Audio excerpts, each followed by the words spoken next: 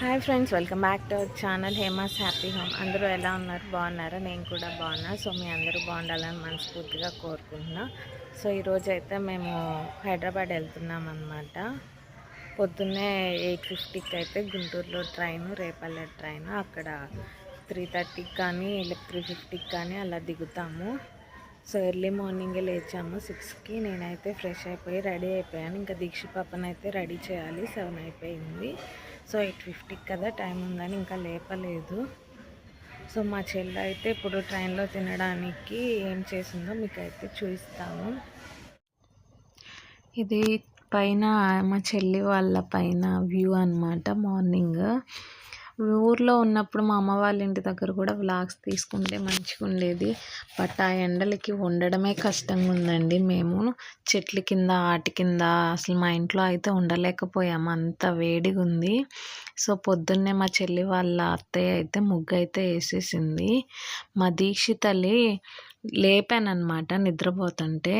ఇంకా లేపి వేడి నీళ్ళు పోసి స్నానం చేసి పడుకోబెట్టాను. మళ్ళీ ఇంకా టైం ఉంది ఒక 40 మినిట్స్ అని ఇక వాలిపోయింది. మా చెల్లి చాక్లెట్ తెప్పించిందనమాట. జయసాయి బర్త్డేకి ఉండట్లేదని దీక్షి పెద్దది డైరీ మిల్క్. సో నిద్రమొత్తుతోనే తీసుకుంది. చెల్లి ట్రైన్లో తినడానికి లంచ్లోకి అయితే మేము పొద్దున్నే 8:50కి ట్రైన్ ఎక్కితే అక్కడ 4 o'clockకి దిగుతామన్నమాట. సో అందుకని ఎగ్ ఫ్రైడ్ రైస్ అయితే చేసింది. సో అలాగే పొద్దున్నే బ్రేక్ఫాస్ట్ కూడా ఇంటి దగ్గర అంత పొద్దున్నే దీక్షి కూడా తినదు, నేను కూడా తినడానికి అవ్వదు. సో అందుకని ఇంకా దోసపిండి ఉంటే ఆటిలతో రొట్టెలు అయితే చేసింది. ఉల్లిపాయ పచ్చిమిర్చి అన్నీ వేసి అలాగే చట్నీ కూడా చేసింది అనమాట. మా దీక్షితలు నిద్రపోతుంది. జయసాయి వాళ్ళ నాన్న కూడా ఇద్దరైతే నిద్రేస్తుండ్రు. చట్నీ వేసేసి తాలింపు కూడా వేసేసింది అనమాట. ఇవన్నీ ఇంకా బాక్సుల్లో అయితే సర్దుతుంది. నేను చాలా పెడుతున్నావు, మేము తినము అని అన్నాం. మేము అసలు దాంట్లో సగం కూడా తినలేదండి మధ్యాహ్నం అయితే. సో ఇంకా రొట్టెలు అయితే దిబ్బ రొట్టెలాగా వేసింది అనమాట. అవైతే బాగున్నాయి, మంచిగా తిన్నాము. ఆనియన్, పచ్చిమిర్చి, కరివేపాకు అన్నీ వేసి. సో అవి అయితే నేను మంచిగా తిన్నాను. లగేజ్ అయితే మొత్తం సర్దుకొని పెట్టుకున్నాను. ఎక్కడికి వెళ్ళినా ఒక దువ్వాన అయితే పెట్టుకుంటున్నాను నేను. దీక్షి ఉంగరాల జుట్టు కదండి, పడుకుని లేచిన అంత పిచ్చి పిచ్చిగా అయిపోతున్నాయి. అందుకని ఇన్ని రోజులు దీక్షి దగ్గర ఒక 9 days ఏమో అవుతుంది. మా అమ్మ వాళ్ళ ఇంటికి కూడా మా చెల్లి కూడా వచ్చిందనమాట నాతో పాటే. బాగా ఆడుకున్నారు. మళ్ళీ ఇక్కడికి ఇద్దరం కలిసే వచ్చాము. జయసాయి దీక్ష అయితే బాగా ఎంజాయ్ చేశారు. వాళ్ళు ఆడుకుంటారని ఎండలో అయినా సరే మేము ఉన్నాము. ఇంకా మాకు టైం అయింది. మా జయసాయిని కూడా లేపుతున్నాం అనమాట. ఇంకా బాయ్ చెప్దామని వాడికి. ట్రైన్ ఎక్కేసి మంచిగా రొట్టెలు అయితే తినేసాం అనమాట. మా దీక్ష అయితే ముందు ఆ చాక్లెట్ ఓపెన్ చేసి ఆ చాక్లెట్ తింది. ఇంకా పడుకోబెట్టేశాను. బాగా నిద్రపోయింది దీక్ష. పొద్దున్నే బాగా నిద్ర వస్తుందండి. మంచిగా ఏసీది అయితే బుక్ చేసుకున్నాము. ఈ ఎండలకి పిల్లని తీసుకుని నార్మల్ దాంట్లో వెళ్ళాలన్నా, నేను వెళ్ళాలన్నా కూడా వెళ్ళలేమని థర్డ్ ఏసీది అయితే బుక్ చేసుకుని చక్కగా అయితే నిద్రపోయి వెళ్ళిపోయాము. దిగంగానే ఇంకా నేను మా హస్బెండ్కి ఫీవర్ అనమాట. తను అప్పటికి వస్తా అన్నా కూడా నేనే వద్దు రావద్దని అయితే చెప్పానమాట. ఆటో బుక్ చేసుకుంటానులే డైరెక్ట్గా, ఏముంది పెద్ద లగేజీ లేదు, ట్రాలీయే కాబట్టి లాగేసి బయటకు వచ్చి ఎక్కేస్తానని ఇంకా ఆటో బుక్ చేసుకుని అయితే వెళ్తున్నాను. ఇంకా ఆటో ఎక్కిన దగ్గర నుంచి ఒకటే గాలి మొబ్బంతా పట్టేసింది అనమాట, వర్షం పడేలాగా. నేను అనుకున్నాను నేను ఇంటికి వెళ్ళేదాకా వర్షం పడకపోతే చాలు అనుకున్నాను. వర్షాలు అయితే పడాలి ఈ ఎండల దెబ్బకి. సో నేను ఇంటికి వచ్చేసరికి మా వారైతే మొత్తం కిచెను, బయట హాలు అన్నీ నీట్గా సర్దేశారనమాట. పేపర్లు అన్నీ మార్చేసి అన్నీ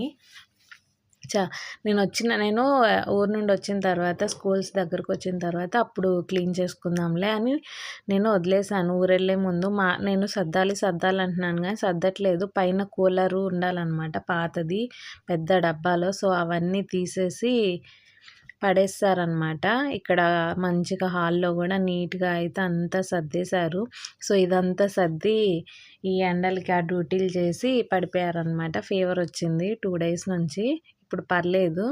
మేము ఊరెళ్ళే ముందు తీసుకొచ్చామన్నమాట ఈ కోడి పిల్లల్ని. మా దీక్షి తల్లి గొడవ చేస్తుంటే నేనైతే అస్సలు వద్దన్నాను. అంతకుముందు 2-3 times కొంటే చచ్చిపోయినాయి అనమాట.